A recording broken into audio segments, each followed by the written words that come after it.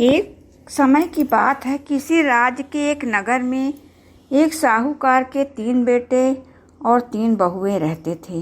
साहूकार की सबसे छोटी बहू बहुत ही संस्कारी और सुशील थी।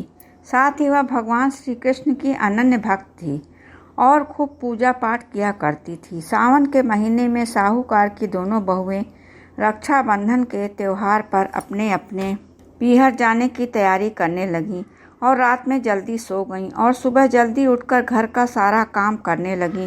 तो सबसे छोटी बहू ने पूछा, क्या बात है दीदी, आज इतनी जल्दी जल्दी काम क्यों कर रही हो? तो उसकी जेठानियाँ बोली, कल रक्षाबंधन का त्योहार है, हम सभी को अपने अपने भाई को राखी बांधने अपने अपने पीहर जाना है। तेरा तो कोई भाई नहीं है और तू क्या जाने रक्षाबंधन के त्योहार का महत्व, भाई बहन के रिश्ते का महत्व। छोटी बहू को यह बात बहुत बुरी लगी और वह भगवान श्री कृष्ण की मूर्ति के समक्ष खड़ी होकर खूब रोने लगी और बोली, यदि मेरा कोई भाई होता तो आज मैं भी पीहर जाती। अगले दिन रक्षाबंधन का त्योहार था। सुबह सुबह उसके घर उसके दूर के रिश्ते का एक भाई आया और साहूकार से बोला, यह मेरी बहन है, मैं इसके दूर के रिश्ते का भाई हूँ, इसे रक्षाबंधन के त्योहार पर अपने साथ अपने घर ले जाने आया हूँ। तब साहूकार का बेटा बोला, लेकिन इसका तो कोई भाई नहीं है, आप कौन हो? इसके समझाने पर साहूकार उसका बेटा मान गया और छोटी बहू को उसके साथ भेजने को तैयार हो गए। पर छोटी बहू के पति के मन में कुछ शंका थी और वह बोला कि आप इसे ले तो जाइए, परंतु इसे वापस लेने मैं खुद आऊँगा।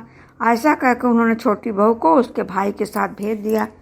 रास्ते में चलते चलते छोटी बहू ने अपने भाई से बोला, भैया तुम इतने सालों कहाँ थे और पहले मुझसे रक्षाबंधन पर कभी अपनी कलाई पर राखी बंधवाने क्यों नहीं आए? तब उसका भाई बोला, मैं 7 समुंदर पार परदेश में कमाने गया था। अब वह दोनों अपने घर पहुँचे। घर में भाभी ने अपने ननद का बहुत ही प्यार से स्वागत किया, खूब आव भगत करी। फिर उन्होंने रक्षाबंधन का त्योहार मनाया। इसी तरह हंसी खुशी समय बीत गया और एक दिन छोटी बहू का पति उसे लेने घर आया। महल देखकर, घर और शानो शौकत देखकर चकित रह गया। भैया और भाभी ने उसकी खूब आव भगत करी।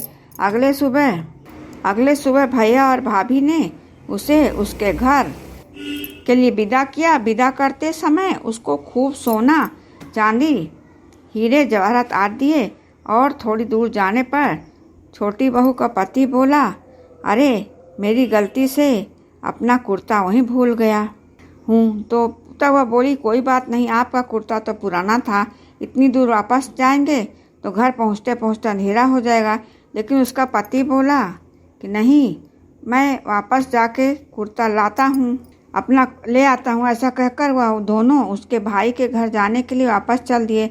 जैसे ही भाई के घर के पास पहुँचते हैं तो वहाँ उन्होंने देखा कि न कोई भाई है न कोई भाई के महल का सामान।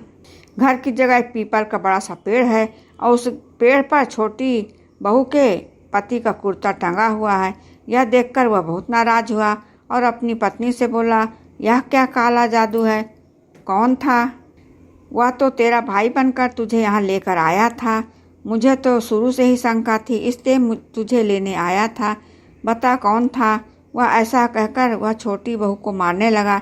इतने में तेज प्रकाश के साथ भगवान कृष्ण स्वयं वहाँ प्रकट हुए और बोले, मारो मत, इसे यह मेरी बहन है। हर साल रक्षाबंधन के त्यौहार पर यह मुझे राखी बांधती आई है और अब मैंने इसका भाई होने का फर्ज निभाया है। इसे मैंने अपनी बहन माना है। छोटी बहू और उसका पति हाथ जोड़कर श्री कृष्ण के चरणों में गिर गए। दोस्तों, यह कहानी आपको पसंद आए तो लाइक करिए, क्योंकि भगवान भक्तों के सदा मान रखते हैं और भक्तों के रक्षा करते हैं।